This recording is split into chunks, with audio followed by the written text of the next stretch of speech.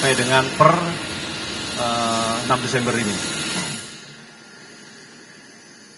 Perlu saya sampaikan bahwa untuk jumlah personil, ada penambahan personil karena ada penambahan 1 ADRI yang tergelar di daerah bencana, maka jumlah total personil yang terlibat adalah 30.864. Kemudian jumlah pesawat angkut 18 pesawat, helikopter 36 helikopter, KRI, ulangi kapal TNI yang dilibatkan ada 16 kapal, 14 KRI dan 2 ADRI. Kemudian hingga total pelibatan seluruh alutsista pesawat maupun KRI ada 70 unit sampai dengan saat ini. Kemudian untuk bantuan melalui udara, total bantuan melalui udara barang yang didistribusikan dari Halim Perdana Kusuma ke berbagai pangkalan aju, yaitu Medan, Padang, Banda Aceh, Lok Sumawe, Sibolga, dan Rembele, itu sampai dengan saat ini jumlah 271,39 ton bantuan.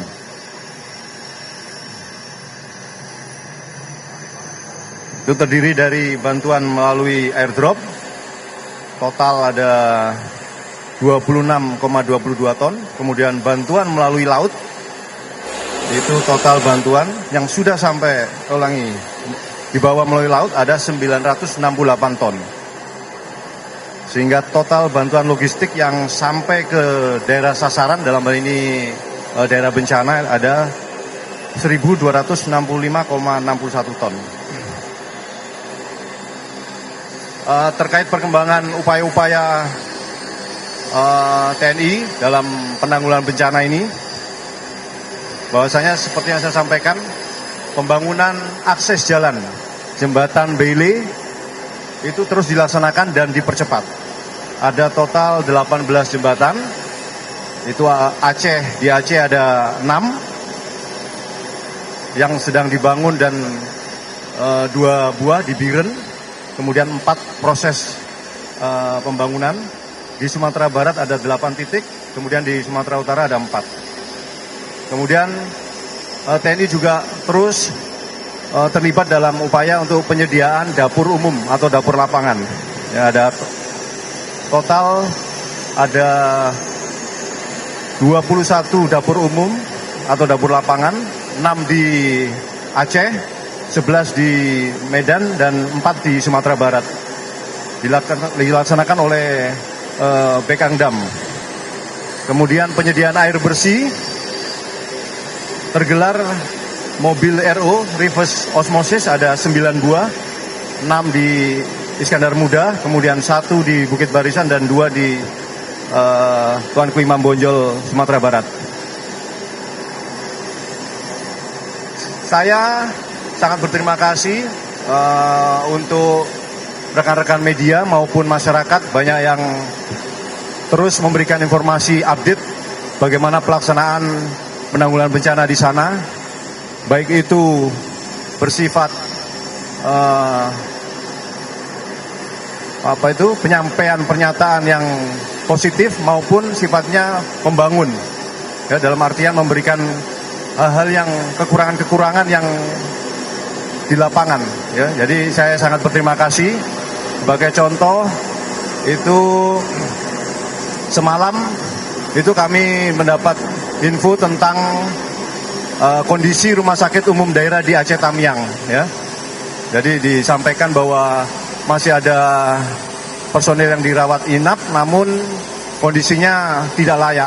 Oleh karena itu, pada hari Kamis itu personil dari Kodim Aceh Tamiang sudah meluncur ke sana melaksanakan pembersihan, karena mengingat memang akses jalan rumah sakit umum daerah itu tertutup oleh mobil-mobil akibat banjir, maka dibutuhkan tenaga yang lebih besar. Maka di hari Jumat kemarin penambahan menjadi 100 orang melakukan proses recovery operasi di Rumah Sakit Umum Daerah Aceh Tamiang. Ya, walaupun memang dari sisi peralatan akibat banjir tidak dapat berfungsi kembali, namun setidaknya layak untuk rawat inap sementara. Ya, jadi alhamdulillah proses upaya-upaya untuk melaksanakan perbaikan layanan publik terus dilaksanakan oleh prajurit-prajurit kita di sana. Ya, itu terkait dengan kondisi rumah sakit umum daerah di Aceh Tamiang. Saya kira itu dari saya sebagai pembuka. Nanti akan ada penyampaian lebih detail dari Kadis Penal, kemudian Kadis Pen Angkatan Darat dan Kadis Pen Angkatan Udara terkait dengan gelar maupun kegiatan yang dilaksanakan. Kami persilakan Kadis Penal.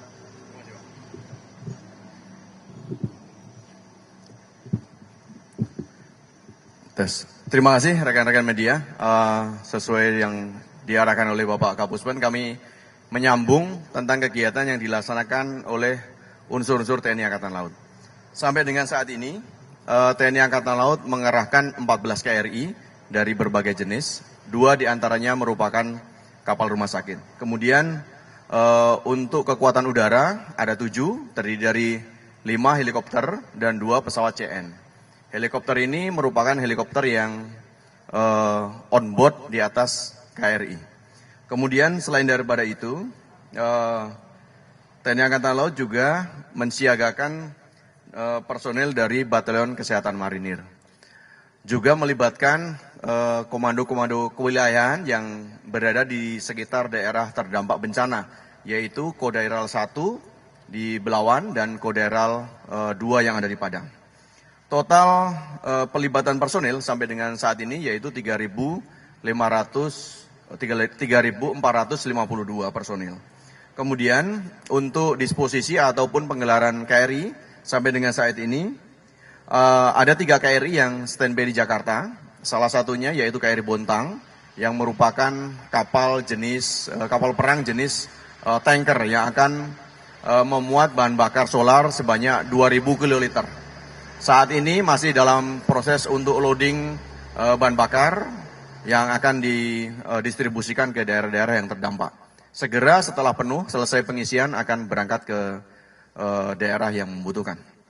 Kemudian 9 KRI sudah tergelar di area operasi, terbagi ke dalam 2 area operasi secara besar, yang sebagian berada di pantai timur Sumatera, dan yang satunya lagi berada di pantai barat Sumatera. Kemudian 2 KRI masih perjalanan dari daerah wilayah timur menuju ke Jakarta dalam rangka untuk persiapan pengangkutan bahan-bahan kontak yang akan digunakan dalam perbantuan.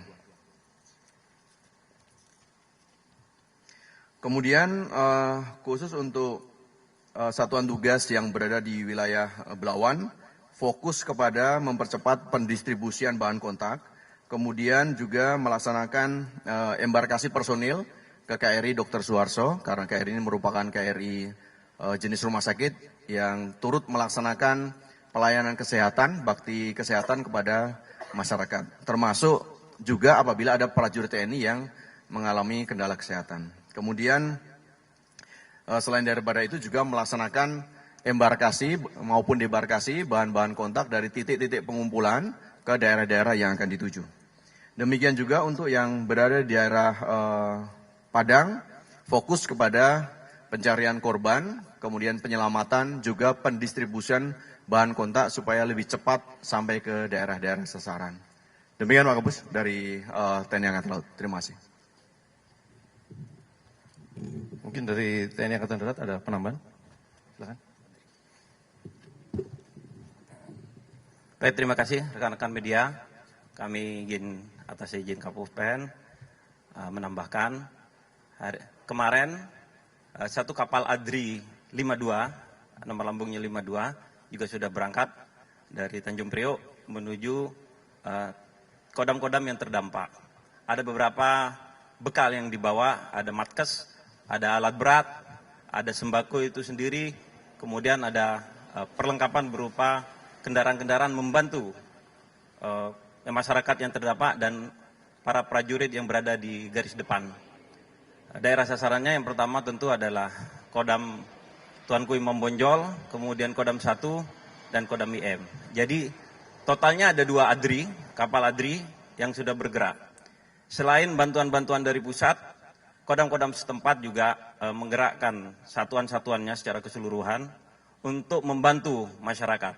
Prioritas kami adalah keselamatan masyarakat, membantu evakuasi mereka yang selamat, kita bantu bagaimana makannya, kemudian jalur distribusi logistik yang tertutup, ada jembatan beli yang kami bawa di ADRI 52 ini, dan ada beberapa jembatan beli yang saat ini sedang terpasang. Tentunya ini semuanya dalam rangka untuk membantu masyarakat, dan itu adalah fokus Angkatan Darat. Terima kasih. Selamat siang rekan-rekan media. Kami dari unsur udara mungkin kami akan menambahkan sedikit tentang pelaksanaan kegiatan unsur udara pada hari ini.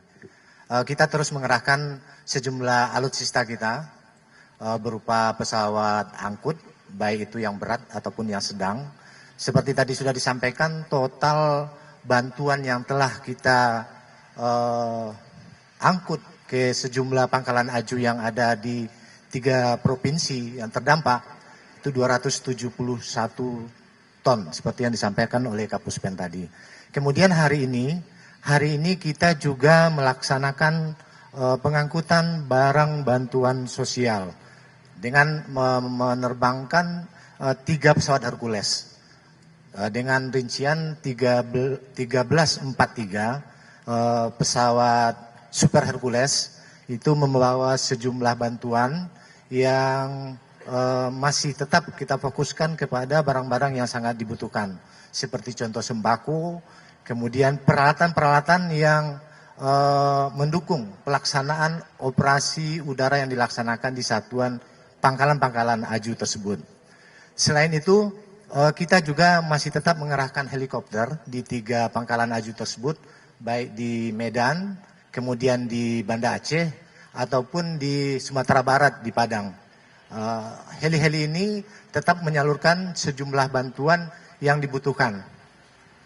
Kemudian selanjutnya, untuk airdrop ataupun helibox, distribusi bantuan melalui udara, sepertinya masih tetap akan terus dilakukan hingga nantinya memang kebutuhan-kebutuhan pokok daripada masyarakat yang terdampak tersebut sudah tersuplai melalui jalur darat. Mungkin sementara itu yang dapat kami sampaikan. Terima kasih.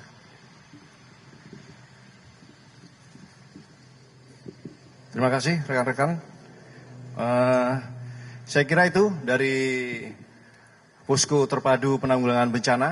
Mungkin ada dari rekan-rekan yang ditanyakan. Saya persilakan. Ya, silakan Mbak. Izin Pak Cindy, Kompas TV. Pak, kalau untuk bantuan, sekarang kan udah di H+ sekian, untuk bantuan yang dibutuhkan itu masih sama? Atau ada barang-barang lain yang juga sebenarnya dibutuhkan oleh warga di sana? Kemudian yang kedua soal, kan terakhir akan bilang evaluasi soal airdrop dan helibox ya Pak. Mungkin sekalian bisa dijelasin, penyebab airdrop itu biasanya bisa rusak tuh karena apa? Yang dievaluasi itu nantinya akan apa? Sama yang terakhir juga soal KRI rumah sakit, penyakit yang paling banyak dikeluhkan tuh apa? Dan apakah masih butuh dokter spesialis tertentu juga Pak untuk ke sana? Terima kasih. Terima kasih pertanyaannya. Yang pertama terkait dengan bantuan, itu untuk jenisnya beberapa masih sama ya, karena memang yang dibutuhkan mulai dari bahan pangan ya, baik itu berupa beras, kemudian makanan instan ataupun makanan siap saji juga, karena memang keterbatasan alat masak sehingga butuh itu. Kemudian bantuan kesehatan dan juga dinamis sesuai dengan kebutuhan real di lapangan. Jadi kita bersama BNPB selalu komunikasi, kemudian apa-apa saja yang menjadi kebutuhan, seperti contoh ada beberapa titik yang terisolir itu,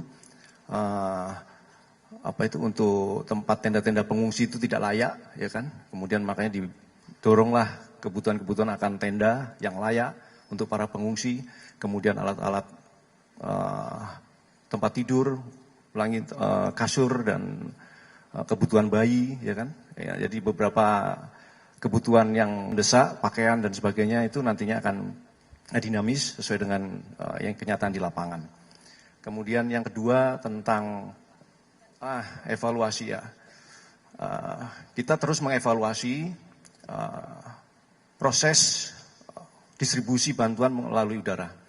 Perlu saya tekankan di sini bahwa di momen saat ini, khususnya pada tempat-tempat yang terisolir, sulit dijangkau, masih tertutup akses jalan daratnya, kemudian masih terputus akses jalan daratnya.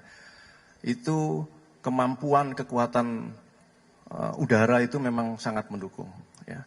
Jadi helikopter, pesawat udara yang melaksanakan airdrop dengan berbagai model, yaitu baik menggunakan teknik helibox, kemudian low cost, low altitude itu menggunakan parasut, semuanya kita upayakan untuk pendistribusian, percepatan pendistribusian, sehingga bantuan itu cepat sampai kepada para masyarakat terdampak. Jadi beberapa masukan, kemudian koreksi, kemudian evaluasi itu kita jadikan perbaikan internal, kemudian menyeluruh ya, bukan hanya pihak TNI, karena memang kekuatan unsur-unsur udara itu ada yang dari BNPB, kemudian beberapa kementerian lembaga yang mendukung ini. Ya, jadi kita evaluasi, kemudian saya tegaskan di sini bahwa keamanan dari kru, keamanan dari alutsista dalam ini heli maupun pesawat, serta keamanan dari masyarakat itu yang menjadi prioritas kami. Ya, jadi evaluasi tetap bagaimana percepatan pendistribusian logistik, namun tidak mengabaikan sisi keamanan. Ya, itu tetap kita laksanakan dan alhamdulillah sampai sejauh ini semuanya berjalan baik. Karena memang kita butuh dropping zone yang layak. Sementara di daerah-daerah terisolir itu banyak tempat-tempat terbuka, medan terbuka tapi tidak layak. Jadi kelihatan luas seperti lapangan, tapi tanahnya lembek, kemudian lunak, tidak layak untuk didarati. Kemudian bekas-bekas puing yang apabila kena baling-baling itu akan berterbangan juga membahayakan alutsista. Ya, saya kira itu. Yang lain? Oh ya, untuk KRI silakan. Terima kasih. Saat ini ada 2 KRI jenis rumah sakit, KRI Dr. Suharto yang diposisikan di pantai timur mulai dari Aceh Tamiang, Belawan dan lain sebagainya. Kemudian satu lagi yaitu KRI Rajiman itu diposisikan di pantai barat, wilayah Sibolga, Nias dan lain sebagainya. Atas perintah dari Bapak Kepala Staf Angkatan Laut Laksamana Ali, dikarenakan 2 KRI ini memiliki fasilitas rumah sakit yang cukup memadai. Untuk itu akan standby dalam rangka penanganan untuk merawat pasien-pasien yang sifatnya kritis memerlukan penanganan yang segera. Sampai dengan sejauh ini pasien bisa dikategorikan ke dalam 2. Yang pertama adalah memerlukan perawatan umum dalam artian mengalami keluhan pusing dan lain sebagainya. Kemudian yang kedua adalah trauma seperti patah tulang. Untuk itu pasien-pasien tersebut sebagian ada yang dirawat di KRI Dr. Suharto yang posisinya berada di pantai timur dan sebagian dirawat di KRI Rajiman yang posisinya di wilayah pantai barat dari Sumatera. Demikian, terima kasih. Terjawab Pak ya. Sampai dengan saat ini tentu saja karena fokus dari penanggulangan ini ada di pertolongan pertama pada masyarakat yang terdampak. Sampai dengan saat ini untuk keperluan dokter spesialis masih bisa ditangani oleh kedua KRI jenis rumah sakit tersebut. Terima kasih. Oke, yang lainnya? Ya silakan Mbak.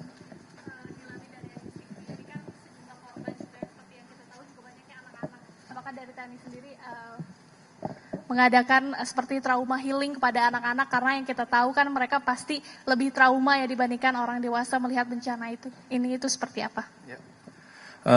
Jadi di tiap-tiap kodam juga perlu saya sampaikan itu dari Kesdam, kemudian dari lembaga psikologi itu berupaya juga melaksanakan penanganan dari sisi itu,